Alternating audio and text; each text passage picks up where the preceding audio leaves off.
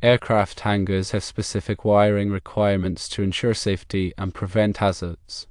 All electrical work must be performed by a qualified electrician following local and national electrical codes. Wiring must be protected from physical damage and corrosion, and all electrical equipment must be properly grounded. Adequate ventilation must be provided for electrical panels and equipment. Only certain types of wiring are allowed in aircraft hangars.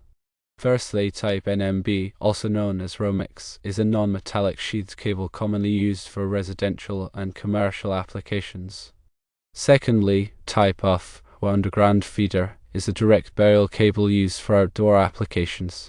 Thirdly, type THWN, or thermoplastic high heat resistant nylon, is insulated wire designed for high temperatures and moisture resistance.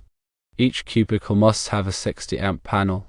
The panel should include the following: firstly, circuit breakers or fuses to protect the circuit; secondly, required labels identifying each circuit; and thirdly, ground fault circuit interrupter or GFCI for outlets near water sources. High-intensity lighting fixtures must be installed throughout the hangar to provide adequate illumination for aircraft maintenance and storage. Battery-operated or generator-powered emergency lighting fixtures must be installed in case of power failure. Outlets must be spaced throughout the hangar for convenience and to provide power for tools and equipment.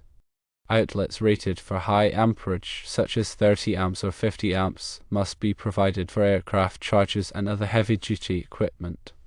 Ground fault circuit interrupters, or GFCIs, must be installed on all outlets near water sources to prevent electrical shock. Electrical wiring must be kept away from fuel lines and other flammable materials. Adequate ventilation must be provided for electrical panels and equipment to prevent overheating. The hangar should be equipped with smoke detectors and fire extinguishers. These measures are crucial for maintaining a safe environment in aircraft hangars.